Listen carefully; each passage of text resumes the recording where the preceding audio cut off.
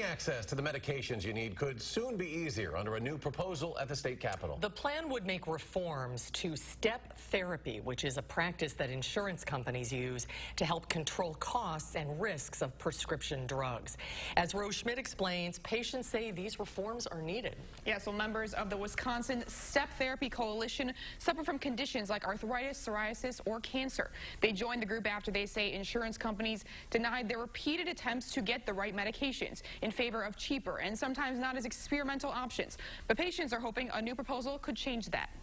This is so important. For those living with a costly chronic condition, they can't express that enough. My name is Stephanie Block. As Stephanie Block recounted her medical history for a committee of lawmakers, I am here to speak in support of SB 26. You could not help but feel her emotion as she advocated for a bill she says could change many lives. I want to thank you all for working hard for Wisconsin patients and ensuring we can have access to the medications that we need.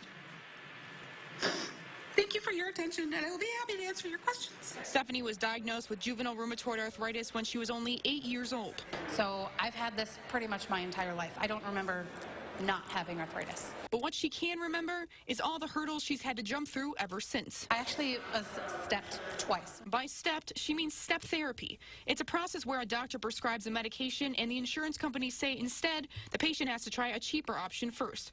After a year of different medications, being sick, irritable, and even a hospital stay, Stephanie was finally able to get the right one. I shouldn't have to suffer for an entire year just to get on the medication that the doctor said, hey, this is going to work. And it ended up working. The proposal she's advocating for would allow patients to ask for an exception to the step therapy protocol.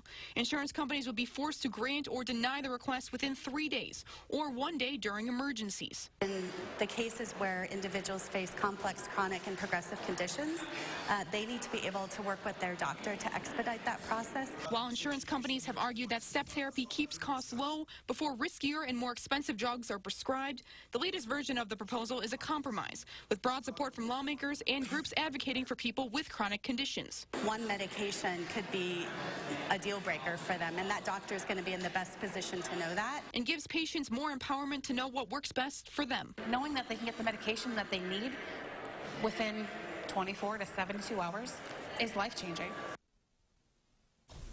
More than 50 lawmakers on both sides of the aisle have signed on to this proposal, and it's authored by the Republican heads of the state's budget committee. Similar legislation has been passed in 21 states.